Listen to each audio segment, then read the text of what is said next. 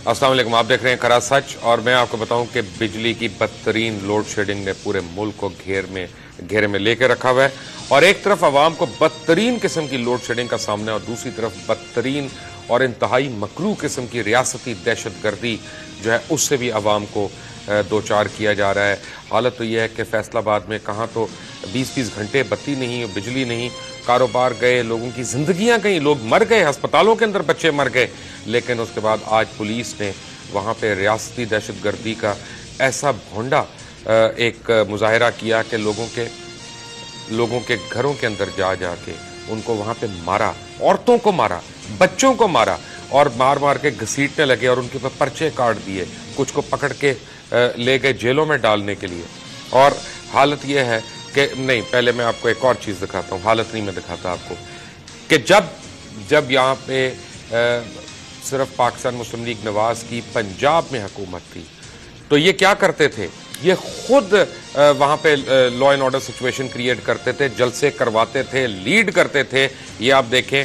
और इनके ओहदेदारान वहाँ पे जाके MNAs और MPAs और मिनिस्टर्स जो थे लीड करते थे, आवाम की वो यानी सिंपथी से खेलते थे उसको और तोड़ते थे, इशारे तोड़े जाते थे। वापडा के दफ्तरों को आग लगाई गई, फेस्को के दफातर को घेराव किया गया, आग लगाई गई और कहा गया कि इसके ऊपर हम लॉन्ग मार्च करेंगे, आसिफ अली जरदारी को बालों से खींच के हम चौक से लटका देंगे ताकि अवाम को जो लोड शेडिंग का सामना है वो दूर किया जाए, ये हमारे साथ ज्यादती हो रही है। आज जब फैसलाबाद ने एहतजाज किया ये सोचते हुए कि जिनको हमने वोट दिया उनके सीनों में हमारा दर्द होगा, तो वहाँ पे क्या हुआ ये देखें। The government at its worst, दीवारें टाप के लोगों के घरों के अंदर गए हैं, मदरसों में गए हैं, ये देखें, वाह वाह वाह, ये हल्क होगन और ये औरतों को अंदर मारा जाके बेपर्दगी की है इन्होंने इतनी, यानी ये देखें जरा, यानी इतनी बुरी तरह से औरतों को मारा गया और बच्चों को और उनको घसीटा गया, दरवाजे तोड़े गए, ये देखें। और यानी जितना इंसान इसके ऊपर वावेला करे, जितना इसके ऊपर मातम करे वो कम है। यानी ये जो है ना जी, मैं आपको एक बात बताऊं कि क्या नोटिस लेना, इससे मुझे बताया जा रहा है कि जी वजीर आजम इस पे नोटिस लेंगे। यहाँ पे हुकूमत किसकी है, वहां पे किसकी हुकूमत है, वफाक में, पंजाब में किसकी हुकूमत है, किसने किसके ऊपर नोटिस लेना, आपको भी पता है और मुझे भी पता है। एंड में एक किसी थानेदार की या एक ASI की कमबख्ती आ जाएगी और उसको मारा जाएगा या उसको मुअत्तल कर दिया जाएगा। और ये देखें, ये बद्दुआएं जो हैं ये इन सिर्फ हुक्मरानों को नहीं, ये पूरे मुल्क को आके लगेंगी। ये आप गरीब औरतों के साथ जो कर रहे हैं, गरीब बच्चों के साथ जो कर रहे हैं, आप जिस तरह से उनके घरों में घुस के आप तोड़ फोड़ कर रहे हैं, आप उनको मार रहे हैं, आप पामाल कर रहे हैं, ये सब आगे आएगा। और जो लोग यहाँ पे खामोश तमाशाई बन के ये देखते रहे, ये गुंडागर्दी, ये अपना बिफरे हुए पुलिस वाले, ये बिफरी हुई रियासत जो अपने ही लोगों से, उसका कहने का तो यानी उनका यानी क्लेम तो ये है कि हम जो है खिदमत हमारा मिशन है, ये खिदमत आप देख रहे हैं, आप और वोट दें, आप और जमहूरियत लाएं, ये खिदमत आप लोग डिजर्व करते हैं क्योंकि आपने इनको हुकूमत से बादशाहत में कन्वर्ट करने का ख्वाब देखा, आपने बादशाह बना दिया और ये अब आप उसको भुगत रहे हैं। आपके सामने कितनी देर में दिखाऊं आपको, ये आपकी मर्जी। एक तो आपको बिजली ना मिले, ऊपर से आप बिल दें, फिर आप बिलों पे सूद दें लोगों के, और मसाजिद से, मदरसों से, इमाम बारगाहों से, इबादत गाहों से वो सूद लिया जाए और देते रहेंगे लोग। जब तक आप देते रहेंगे ये होता रहेगा। हाफिज ताहिर शफी मेरे साथ हैं, चेयरमैन सुन्नी उलमा काउंसिल। शहजाद अली खान मेरे साथ हैं, चेयरमैन हैं एप्टमा पंजाब के। मुनव्वर बसीर हैं, साबिक MD पेप्को के। आप सबका बहुत बहुत शुक्रिया। हाफिज साहब, आपसे शुरू होते हैं क्योंकि ये तो ज़रा दोनों टेक्नोक्रेट्स हैं, ये तो टेक्निकल बात ज़्यादा कर सकते हैं। ये आप देख रहे हैं, इस्लाम इसकी इजाज़त देता है? बिस्मिल्लाहिर्रहमानिर्रहीम।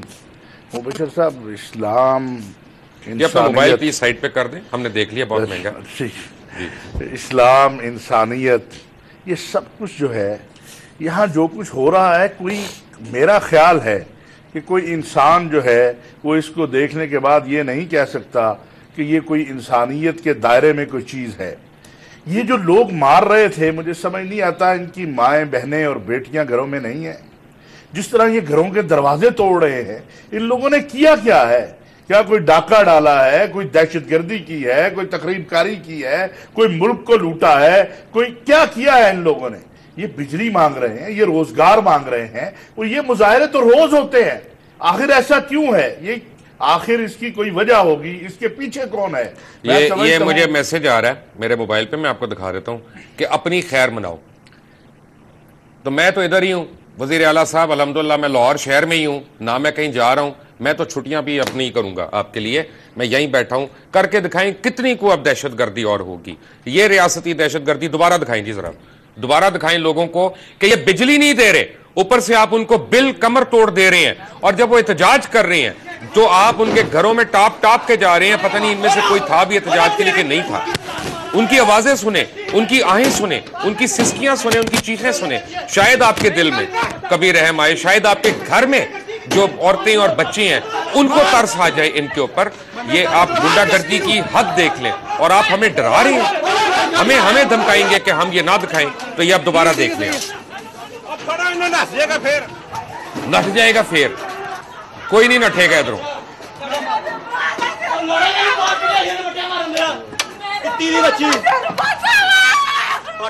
पता नहीं फिरौन के जमाने में ऐसा होता था कि नहीं होता था, मुझे नहीं पता। नमरूद के जमाने में ऐसा होता था कि नहीं होता था, मुझे नहीं पता। कि बड़े बड़े ये जो अपने शिद्दात और ये सारे लोग थे, इनके जमाने में ऐसा होता था कि नहीं। लेकिन आज 21वीं सदी में हमारे जमाने में ऐसा हो रहा है, औरतों को जिस तरह से रगेदा। ये दे अस्तगफिरुल्लाह, अस्तगफिरुल्लाह, उफ मेरे खुदा।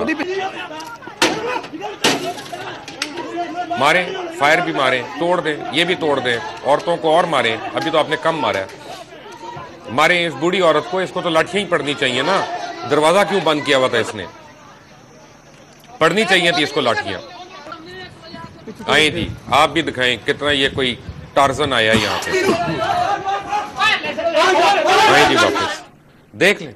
मुबारक हो आपको, आपको भी मुबारक हो, आपको भी मुबारक हो।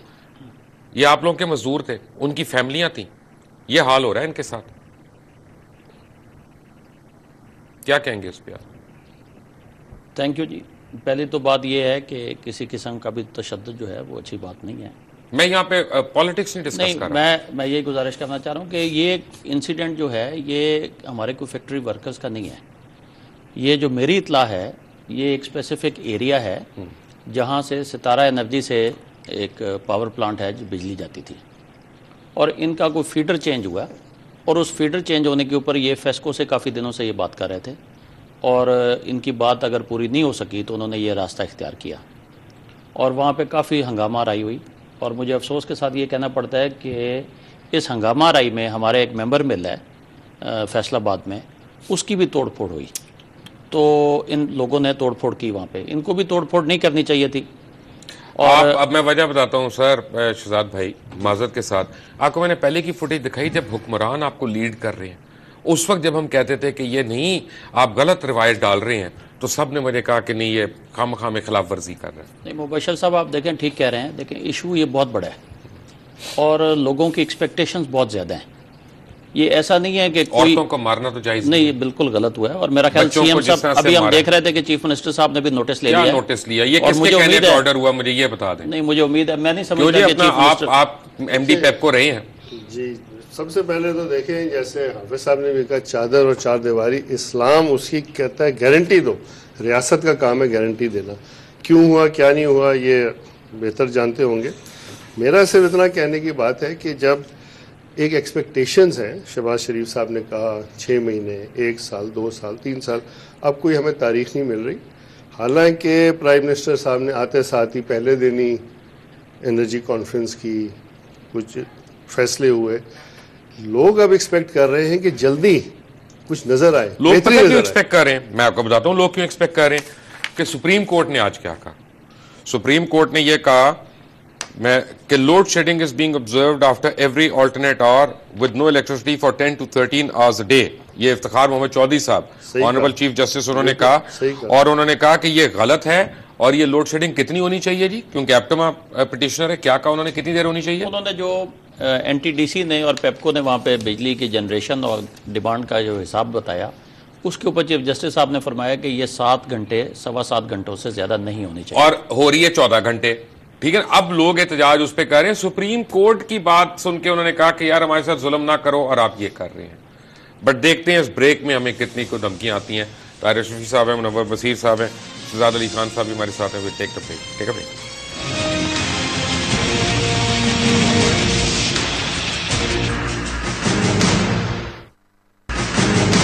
Welcome back from the break. मुझे पता चला कि कई इलाकों में ARY की नशरियात को बंद कर दिया गया। Thank you sir. इन्हीं हरकतों से आप ARY को नंबर 1 ही रखेंगे। आप ये देख रहे हैं और आपने मैसेज भी देख रहे हैं कि जो मुझे आ रहे हैं, तो मुबारक हो आपको और हमें भी, लेकिन हम भी यही हैं। देख लेते हैं। देखिए साहब, बात यह है कि आपके प्रोग्राम का नाम है खरा सच। आप बात ये नहीं करते उनको रहिए। वो बादशाह सलामत को ये नहीं मंजूर। देखिए, आप बात करते रहिए, जो सच बात है वो आप कहते रहिए। हो सकता है कल को मेरे घर से, एक कनाल के घर से ना पंजाब पुलिस जो है ना, वो आके शराब की हट्टी भी बरामद कर ले, 200 किलो हेरोइन भी बरामद कर ले, को असले भी बरामद कर ले, या सड़क पे लड़ाइयां करा के वैसे भी मारे। देने वाले हैं, उन्हें भी ये ख्याल आना चाहिए कि वो कोई खिदमत नहीं कर रहे हैं, ना अपने लीडरों की, ना अपनी हुकूमत की, ना अपने लोगों की, जो भी हैं। दूसरी गुजारिश ये एक मसला है, इस मसले को हल होना है, और लोगों की तवक्कुआत आपने बहुत ज्यादा। के घर में बत्ती नहीं जाती है तो उनको नहीं समझ आता। देखिए सर, बहुत सारी जगहों पर बत्ती नहीं जाती।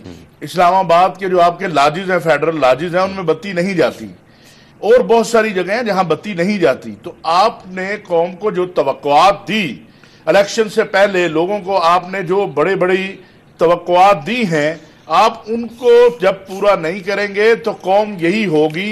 ख्वाजा आसिफ साहब जो है वो बड़े मेहनती आदमी होंगे, लेकिन उन्होंने जो परसों रात बयानात दिए उससे लोगों की हौसला शिकनी हुई है। खुद मियां नवाज शरीफ साहब ने आज भी सुना है कोई कमेटी बनाई है जिसकी वो खुद सरबराही करेंगे, और इसके लिए तो ये कौम को बता देना चाहिए कि इसमें इतना वक्त लगेगा, टाइम लगेगा, ऐसा होगा। इसमें हमें सच बोलना पड़ेगा। अगर हम सच नहीं बोलेंगे, और ये जो वाकया हुआ है, चंद चीजें मैं आपको जरा जल्दी जल्दी बता दूं, फिर इन दोनों से मैंने सवालात करने, क्योंकि शहजाद साहब का भी मैंने फायदा उठाना है यहाँ पे, और मुनव्वर साहब का भी। कहते हैं कि जी 210 बिलियन की पावर थेफ्ट हो रही है, ये वजीर साहब कह रहे हैं। 210 बिलियन की पावर थेफ्ट हो रही है, जो चोरी नहीं कर रहे उनको मारा जाएगा। अच्छा जी, फिर उन्होंने कहा कि एप्टमा की तरफ से यानी जो पिटीशन गई, उन्होंने कहा कि टेक्सटाइल इंडस्ट्री इज पे heading the economy, earning around $13 billion in foreign exchange annually, besides generating employment for millions of workers. और पंजाब जो है उसका 75% यानी उसको वहां पे इंडस्ट्री है, और उनके साथ ये हो रहा है वहां पे। एप्टमा के वकील ने कोर्ट को यह भी बताया कि पेपको जो है 10 से 12 घंटे की लोड शेडिंग कर रहा है, कंपेयर टू ओनली 6 आवर्स जो कोर्ट ने ऑर्डर किया। बहरहाल ये सही कह रहा हूं जी? नहीं, ये नहीं, 10 से 12 घंटे की लोड शेडिंग हो रही है जी। और ये शायद लोड शेडिंग इसी वजह से हो रही है कि सुप्रीम कोर्ट ने जो ऑर्डर दिया 31 मई को कि यूनिफॉर्म और इक्वल डिस्ट्रीब्यूशन कर दें रेजिडेंशियल इंडस्ट्रियल की, तो उसकी वजह से जो 6 घंटे की लोड शेडिंग थी वो 10 से 12 घंटे पे हो गई, खत्म कर दिए ना इंडस्ट्री। एनीवे, अच्छा अब क्या हो रहा है कि इंक्रीजिंग IPP प्रोडक्शन, और कहते हैं कि despite a payment of $2.5 billion rupees to respective power units, IPPs जो हैं they are not producing electricity at full capacity जनाब। और ये MD पेपको ने बेंच को इन्फॉर्म किया कि 300 मेगावाट इलेक्ट्रिसिटी जो है वो और ऐड की जा सकती है 3 IPP से, लेकिन वो इलेक्ट्रिसिटी प्रोड्यूस नहीं कर रहे। देखिए, जब 2.5 बिलियन तो कुछ भी नहीं है, ये तो कहते हैं ना खतरा भी नहीं है बाल्टी में। जो IPPs को पैसे देने वो तो 150-200 अरब आपने देने, पेपको ने जो देने। भाईजान एक सवाल का जवाब दे मुझे, इतने आप काबिल आदमी हैं, आप MD रहे हैं पेपको के, कि मियां मोहम्मद मंशा साहब ने एक प्रेस कॉन्फ्रेंस को गैदरिंग को एड्रेस किया बिजनेसमैन की कराची में, और उन्होंने कहा कि one time charge should be made from consumers to eliminate circular debt. यानी 18 करोड़ अवाम से 700 बिलियन रुपए जो है ना वो एक ही दफा में वसूल कर लिया जाए, और फिर हम आपको बिजली ठीक कर देंगे। और ये जायज बात है? बिल्कुल नाजायज है। सबसे पहले मैं कहूंगा जो आपकी प्रोविंशियल गवर्नमेंट्स ने देने आपको वो भी 100 अरब के करीब है, प्राइवेट सेक्टर ने देने जिसमें इंडस्ट्री भी है, प्राइवेट लोग भी हैं, वो भी 100 अरब। ये मुझे बताएं कि ये क्या साइंस है कि IPPs तो 9 है, तकरीबन 17 है। तो मियां मंशा साहब की IPPs दबा के पैसा बना रही है, बाकी IPPs पैसे नहीं बना रहे, उनको कारोबार नहीं करना आता। क्या हो रहा है ये तो मेरे ख्याल से शहजाद भाई बताएंगे। नहीं, आप ही बता दें, उनको तो टेक्सटाइल भी चलानी है अपनी, उनको लोन भी लेना होगा एमसीबी वगैरह से, वो ऐसी बात नहीं करेंगे। उसमें जो है, जो स्टॉक मार्केट कहती है कि जी इनकी ये प्रॉफिटेबिलिटी ज़्यादा है, अब इसके अंदर अगर कोई मैनिपुलेशन की जा रही है एफिशिएंसी के हिसाब से, कितना फ्यूल कंजम्पशन है, कितनी देर चलता है, कितनी देर नहीं चलता, इसका तो ऑडिट होगा, ठीक से पता चलेगा। क्योंकि अगर आपका एक ही प्लांट है वो लॉस में है और उसके जैसा इक्विवेलेंट प्लांट है वो प्रॉफिट में है, तो इसका ये बात समझ से बालातर है, समझ से बालातर। 5 प्लांट जो हैं वो दबा के प्रॉफिट और बाकी कितने रह गए? 11 प्लांट, यानी 12 रह गए। 12 प्लांट जो है वो दबा के लॉस। ये क्या साइंस है जनाब? उनको कारोबार नहीं करना था? नहीं, उनको जो मैनिपुलेशन है वो नहीं कर रहे। यही मतलब 18वीं तरमीम के बाद क्या पंजाब ने एक भी प्रोजेक्ट लगाया पावर का? नहीं लगाया, हालांकि लगाना चाहिए था। नहरों पे था, बात हो रही थी 2-3 बार। 70 बिलियन की बन गई जंगला बस। लैपटॉप्स की नजर हो गए 350 बिलियन, पता नहीं 300, मुझे नहीं पता कितने बिलियन। इतने नहीं हुए, लेकिन 8 अरब वो कहते हैं, लेकिन हुआ नहीं, उससे बहुत ज्यादा हुआ। उसकी तशहीर भी देख लें किस। उसके बाद आप रोटी ले लें, ये ले लें, तो तकरीबन 500 बिलियन टोटल खर्च हुआ। आप एक भी बिजली, एक मेगावाट का प्रोजेक्ट नहीं लगा। देखिए, प्रोजेक्ट लगाने के लिए प्रोजेक्ट डेवलपमेंट ठीक करनी पड़ती है। फैक्ट्री लगानी है, अगर एप्टवा ने स्टडी होगी, उसकी मशीनरी की फिजिबिलिटी बनेगी, तो पंजाब में कोयले के 450 मेगावाट के प्लांट लगने थे। आपने कोयले की सप्लाई चेन की स्टडी नहीं की, टेंडर कर दिया। सर जी, ये कहाँ का इंसाफ है कि मैं बिजली चोरी कर रहा हूं और आपके बिल में वो चोरी जो है वो आपको अदा करनी पड़ रही है? जो चोरी करता है उसकी बिजली काटे ना। मुबशर साहब, पहले तो मैं आपकी बात का जवाब देने से पहले ज़रा 1 मिनट पे इस पे आऊँ। देखिए, ये बड़ा सीरियस इशू है। पाकिस्तान की इकॉनमी बैठती जा रही है एनर्जी क्राइसिस की वजह से। लेकिन हम इस बात को भी नहीं भूलें कि इस हुकूमत को आया आज दूसरा दिन है। मैं हुकूमत को नहीं कह रहा सर, 1 मिनट, सॉरी, मैं हुकूमत को बुरा नहीं कह रहा, मैं रियासती दहशतगर्दी को बुरा कह रहा। मैं सब 1 मिनट अगर मुझे दें। देखें, मंडे वाले दिन फेडरल कैबिनेट ने काम शुरू किया है और कल हमारी मीटिंग हुई है ministry and water and power में ख्वाजा आसिफ साहब से। तो कल ही उन्होंने कह दिया कि सीएनजी का कारोबार करने वाले सारे जो हैं चोर चक्के हैं। अल्हम्दुलिल्लाह, माशाल्लाह ख्वाजा साहब, माशाल्लाह माशाल्लाह माशाल्लाह। तो और अल्लाह आपको नजर न लगाए, आप ऐसी डस के स्टेटमेंट्स दे रहे हैं। देखें, हमारे अपने कारखाने 10 से 12 घंटे बंद हैं और बड़ी तकलीफ में इंडस्ट्री, जो इंडस्ट्री 365 दिन चलने वाली हो, ईद पे भी overtime, double overtime दे के चलती हो, और वो रोज आधा दिन बंद हो, तकलीफ वाकई बहुत ज्यादा है। लेकिन इस तरह की तोड़ फोड़, हंगामा आराई, इनसे मामला हल नहीं होगा। सही कह रहे हैं। और इसमें आप ये भी देखें कि सुप्रीम कोर्ट के भी कोई ऑर्डर्स हैं जिसने equal and uniform distribution of electricity का ऑर्डर किया हुआ है। तो मैं समझता हूं कि हमें सबको अक्रॉस द प्रोविंसेस नहीं होने चाहिए थे। अक्रॉस द प्रोविंसेस ही हैं। अच्छा, तो हो रही है वो? बाज़ाहिर हो रही है। नहीं, जो पेप्को ने, जो इंडस्ट्री है, इस वक्त कराची में कितनी लोड शेडिंग हो रही है? सर, केईएससी उसमें नहीं आता। नहीं, मैं वैसे पूछ रहा हूँ। नहीं सर, सुप्रीम कोर्ट का ऑर्डर तो कहाँ गया? वो मुख्तलिफ एक मिनट, सर, सुप्रीम कोर्ट क्या बर्मा में पाकिस्तान में नहीं है? सर, उसमें गुजारिश ये है, ये तो अब सुप्रीम कोर्ट का ऑर्डर है ना। मैं कुछ और पूछ रहा हूँ। सुप्रीम कोर्ट ने पूरे पाकिस्तान के लिए ऑर्डर दिया होगा ना। हैदराबाद में कितनी हो रही है? हैदराबाद में तकरीबन यही 12 से 13 घंटे हो रही है। मुझे दिखाएं किस घर में हो रही है, मैं भी देखना चाहूंगा। जो एनटीडीसी और पेप्को की रिपोर्ट है, मैं तो हैदराबाद में। अच्छा, मैं वापस अपनी जरा 1 मिनट मुबशर साहब अगर मुझे मौका दें, मैं समझता ये हूं कि इस इशू के ऊपर इस हुकूमत के साथ सबको सपोर्ट देनी चाहिए। ऑपोजिशन पार्टीज को, मीडिया को, इंडस्ट्री को बैठें और बैठ के इसको रिजॉल्व करें। एक्सीलेंट। अगर ये रिजॉल्व नहीं होता, ऐसा करते हैं ना कि और थर्मल के प्रोजेक्ट्स लगा देते हैं। नहीं सर, मैं आपको ये भी बताऊं कि कल जो ministry and water and power में हमारी मीटिंग हुई है, उसमें बहुत सीरियस एफर्ट नजर आ रही है कि इन थर्मल प्लांट्स को कोल पे ट्रांसफर किया जाए और ब्लेंड को चेंज किया जाए। ये 93 की और 2005 की जो पॉलिसीज। लेकिन आपको वो 300 बिलियन देने पड़ेंगे सूद की मद में जनाब, अपने अपने बिलों में। इस महीने का बिल आ गया आपको हाफिज साहब? अब मैं देखता हूँ आपकी मस्जिद और मदरसा जो है वो सूद देती है कि बिजली कटाने को तैयार है। देखिए, मैं मुबशर साहब, लेकिन ये मैं आपसे ब्रेक के बाद आवाज जो है सूद के खिलाफ वो उठ रही है, एहतजाज भी हो रहा है। एक बात जरूर है, आप चेयरमैन है सुन्नी उलमा काउंसिल के। अगर आप लोग एक मिनट, अगर आप लोग ज़कात और सदके के पैसों से सूद देना चाहते हैं, बिस्मिल्लाह, आपने अपनी कब्र में जाना है।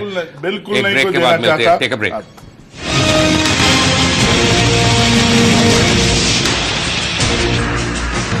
जी, मेरे पास एक न्यूज़ आई है कि इजिप्ट के सदर ने यह कहा है अपने नेबर एथियोपिया को कि वो अपने मुल्क में डैम बनाना छोड़ दे, वरना वो उसके ऊपर ऐलान जंग कर सकते हैं।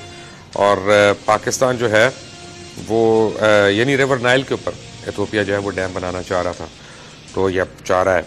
और पाकिस्तान जो है वो उसको कोई इतराज़ नहीं है, इंडिया 39 डैम बना ले या एक 42 भी कर ले। बाय द वे 70 बन चुके हैं अभी तक और 2 और बन रहे हैं। हमारा तो पानी चूस लिया उन्होंने और हम उनके साथ MFN स्टेटस देंगे और उनसे उसी पानी से, चोरी किए हुए पानी से जो बनी हुई बिजली है वो हम वापस खरीदना चाह रहे हैं। हमारे बड़े अच्छे दोस्त हैं। अगर साहब मुबारक हो आपको, और आप सूद देंगे उस पर इंशाल्लाह। देखिए बशर साहब, आगे अमेरिकी जहाज आते थे, आज तो इंडिया के जहाज भी आ गए। अभी पता नहीं क्या क्या होना है, लेकिन अभी जिस तरह आपको वैसा रहे हैं, राणा सनाउल्लाह साहब का वज़ीर आला साहब ने भिजवाया है ये फैसलाबाद के वाक़े पे। मैं समझता हूँ कि जिन लोगों ने ये दरिंदगी की है, औरतों को मारा है, बच्चों को मारा है, उनको भी पकड़ा जाना चाहिए। और अगर किसी ने वो फैक्ट्री जिसका ये तो अब मुझे लग रहा है कि आज जो स्टेटमेंट आई है, मुझे लग रहा है कि ये सिर्फ मियां मंशा को मजीद पैसे देने के लिए आई है। देखिए बात ये है बशर साहब के मियां मंशा हो या कोई और हो, अगर कोई इस कौम को लूट रहा है, कहा क्या तो गया 6 रुपए वाली बात जरा खुल कोई के इसाक डार साहब ने कहा है कि MCB में। भाई मेरी नई नौकरी MCB में इसाक डार साहब ने जो कहा है, मैं अल्लाह के अलावा किसी से नहीं डरता, और आपके प्रोग्राम में ना बैठे होते जी। बात यह है कि 6 रुपए महंगी होने की नवीद तो आज सुना दी है इसाक डार ने, और आप बता रहे हैं कि मियां साहब फरमा रहे हैं कि इकट्ठे ही 6 रुपए एक बारी कौम नकलो ले लो ताकि ये कौम मर जाए। बिल्कुल, इसके अलावा कोई हमारे पास हल है? बिल्कुल हल है, तो बताते क्यों नहीं आप?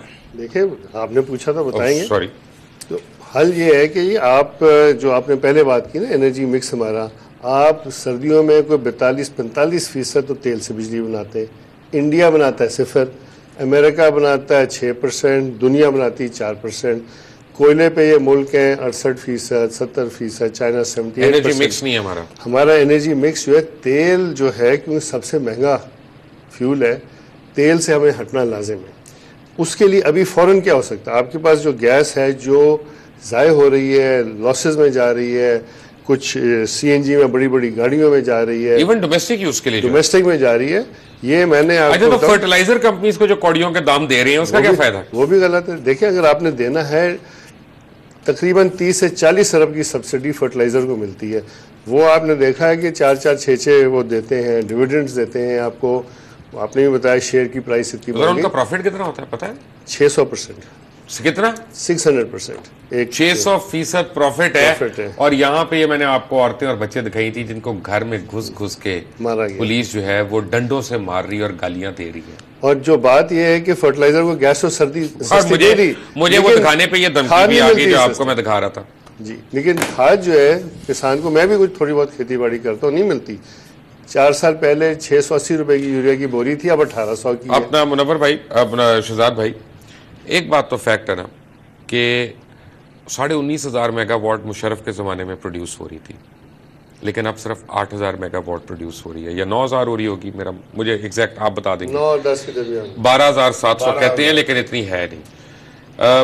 कहने का मतलब यह है कि जब से जमहूरी हुकूमत आई है, चाहे पाकिस्तान पीपल्स पार्टी की हो, चाहे वो ANP की हो, चाहे वो MQM की हो, चाहे वो काफ लीग की हो, मैं सबको कह रहा हूं, उसमें जो शामिल है, चाहे वो सूबों में जिसकी मर्जी हुकूमत हो, इसका मतलब है कि एनर्जी के ऊपर बैठ के किसी ने सीरियसली प्लानिंग ही नहीं की सिरे से।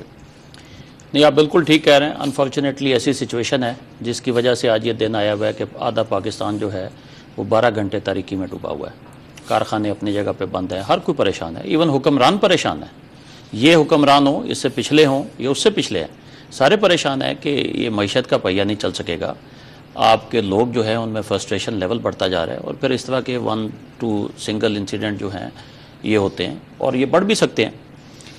तो ये आप ठीक कह रहे हैं। इस वक्त जो जनरेशन हो रही है, आज सुबह ही मैंने इंसिडेंटली देखा है, तो 12,700 मेगावाट की जेन्युइन पावर जनरेशन हो रही है, और ये अगले चंद दिनों में जैसे ही हाइडल का शेयर और बढ़ा तो शायद 14,000 मेगावाट पे चली जाएगी।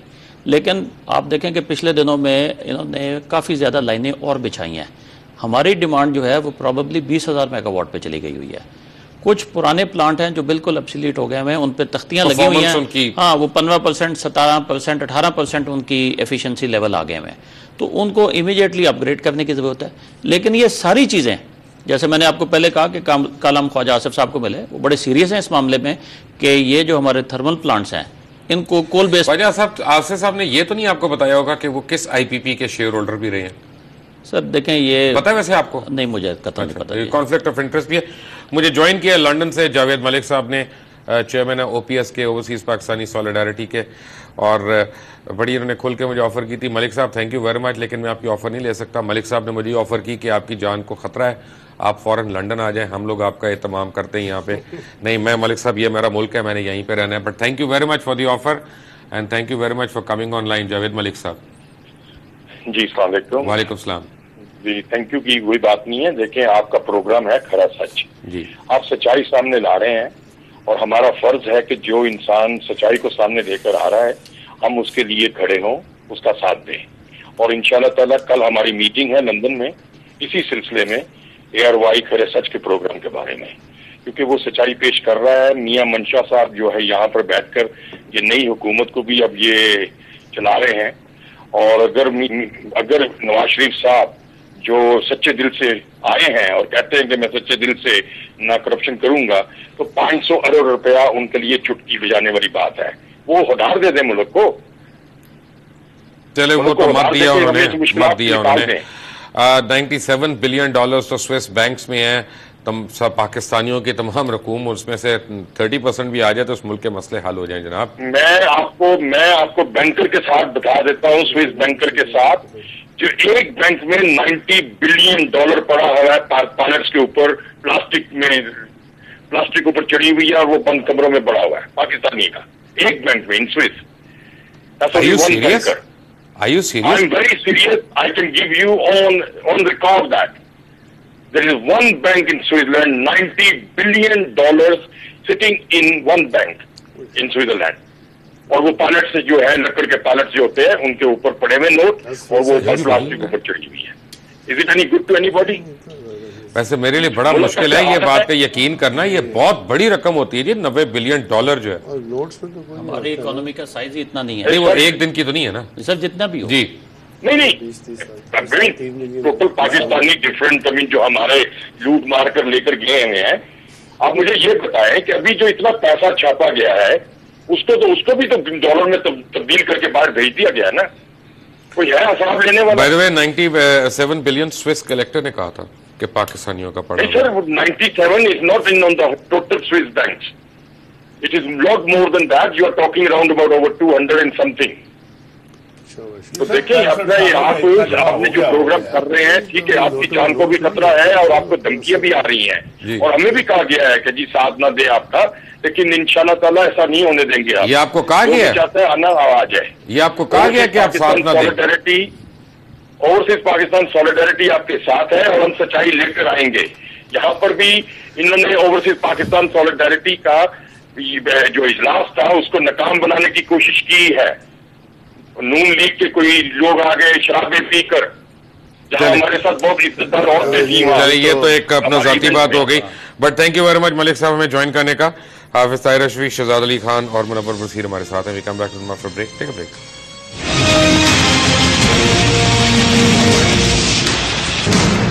Welcome back.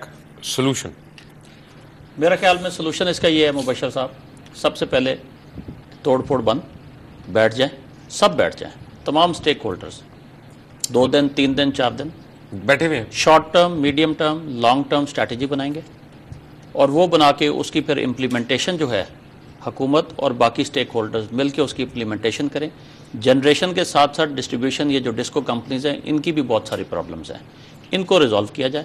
और मैं समझता हूँ कि इमीडिएटली आज हफ्ते 10 दिन में इसका सोल्यूशन नहीं निकलेगा, बट 3 महीने से 6 महीने में शॉर्ट टर्म सोल्यूशन। पता लोगों को प्रॉब्लम क्या है?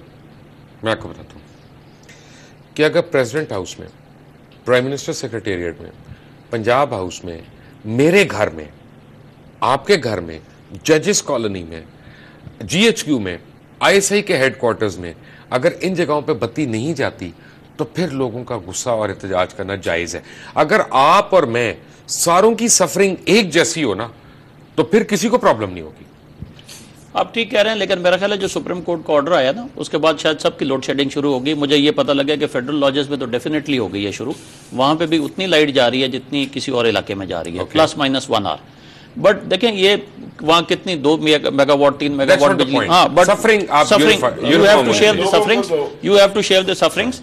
बट पॉइंट ये है कि हमें बैठ के मिल के सोल्यूशन ढूंढना है, और इंडस्ट्री जो है, जो स्टेक होल्डर है, वो बैठेगी हुकूमत के साथ, सोल्यूशन निकलेगा इंशाल्लाह, मुझे उम्मीद है इस बात की। जी, शहजाद ने कहा शॉर्ट मीडियम लॉन्ग, सबसे पहले 30 डे क्राइसिस मैनेजमेंट, हर इदारे में अगर कोई ख़राब हो रहा है, बैंकरप्ट होने वाला, क्राइसिस मैनेजमेंट 30 डे प्लान हमारी कंपनी ने बनाया है। और इसमें बेसिक चीज़ ये है कि जी आप गैस कहाँ से ज़रा फ्री करके 500 MMCFT तक गैस, कुछ 150 फर्टिलाइज़र को दें, 350-400 आप पावर प्लांट्स को दें, आपकी कॉस्ट ऑफ जनरेशन ₹1 कम हो जाएगी। आपके जो लोगों ने देने हैं सूबों ने, ये पैसे दें, आपकी एक और जो रिसीवर्स आपके नहीं आते, ₹1 और कम हो जाएगी। आप इसके अलावा अगर जो टैरिफ रैशनलाइज कर लें 50 पैसे, उससे कम हो जाएगी। थेफ्ट जो है अगर आप 10% कम कर लें, 25 में से आपने कह दिया जी 10% तो आपका टेक्निकल लॉसेज हैं, तो 15% थेफ्ट है, 1% is 7 to 8 बिलियन रुपीज़, उसको कम कर लें ₹1.5, ये आपके ₹4 तो आपके यहाँ बच गए। इस वक्त जो है ₹3 का डिफरेंशियल है, ₹9 आपकी एवरेज कॉस्ट, एवरेज टैरिफ है, जनरेशन कॉस्ट ₹12 है, और ₹1-2 और ऊपर लगती है जो पेमेंट नहीं कर रहे ना। सुबह नहीं आपने सुना होगा उस दिन, लास्ट मिनट सर, बस यही है जी, सारे मिल बैठे, मियां साहब ने देने के लिए तैयार हैं। नहीं सूद, मुझे उम्मीद है कि मियां नवाज शरीफ अभी आए, आ गया ना, देखिए अभी आए हैं मियां नवाज में आ गया ना, अभी इस दफा तो आप सूद दे रहे हैं। मुझे बड़ी उम्मीद है कि मियां साहब तक ये बात पहुंच चुकी है। इंशाअल्लाह ये मसाजिद और मदारस से सूद जो है बिलों से खत्म हो जाएगा बहुत जल्दी, आप देखें। आखिरी बात है, ये जो बात सुनने में आई कि ₹6 पर यूनिट बढ़ाएंगे, तो भाई ये ना करें इस आवाम के लिए, नहीं, मैं समझता हूं ये ना करें। अगर किसी ने गलत कह दिया हो, साहब ने फरमाया है, उन्होंने आज फरमाया है सर, ये आपको सोल्यूशन बता दिया मैंने। मेरा ख्याल है कि मियां साहब को ये भी ख्याल करना चाहिए कहीं उनका वजीर खजाना ही कौम पे कोई बम ना गिरा दे। नहीं, देखिए वो नहीं है, वो नहीं। पहले एक दफा गिरा चुके हैं, जब उन्होंने कहा था फर्स्ट इकोनॉमी है, बाहर जाके उन्होंने कहा था, तो नतीजतन यहाँ पे बिलियंस ऑफ डॉलर जो थे वो गायब हो गए थे। बट आप सबका बहुत बहुत शुक्रिया। मैंने सिर्फ एक रिक्वेस्ट करनी है हुकूमत वक्त से, एक तो यह है कि अगर कोई एहतजाज करता है तो प्लीज ये जमहूरियत का हुस्न है कि उनको एहतजाज का हक होना चाहिए, एज लॉन्ग एज वो लॉ एंड ऑर्डर सिचुएशन नहीं क्रिएट करते तो उनके ऊपर मार धाड़ नहीं होनी चाहिए, और घरों के दरवाजे तोड़ के ख्वातीन की बेहुरमती जो है उसकी बिल्कुल इजाज़त नहीं होनी चाहिए। और इस चीज़ की यानी टॉप लेवल पे इंक्वायरी होनी चाहिए कि इवेंचुअली ऑर्डर किसने दिया था, एक। और दूसरी बात यह है कि अगर लोगों को ये एहसास हो कि आप और हम सब मिल के एक जितना सफ़र कर रहे हैं, तो फिर ये कौम पूरी की पूरी कुर्बानी देने के लिए तैयार है, जब तक आपको इसका हल नहीं मिलता। लेकिन यहाँ पे अब प्रिविलेज क्लासेस को ख़त्म करना पड़ेगा। अंटिल टुमारो, अल्लाह हाफ़िज़।